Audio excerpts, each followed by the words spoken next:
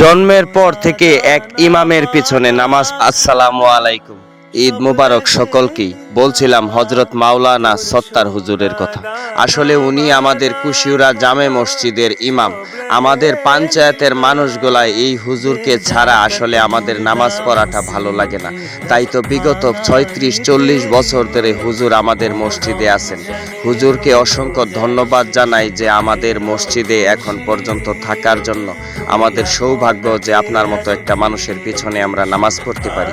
মূলত আজকে ঈদের দিন, দীর্ঘ ১ মাস সিয়াম সাধনার পরে আজকে পবিত্র ঈদ। এই ঈদের জামাতে আসছি। আয়শা পরিচিত সব মুখগুলারে দেখতে পারতেছি।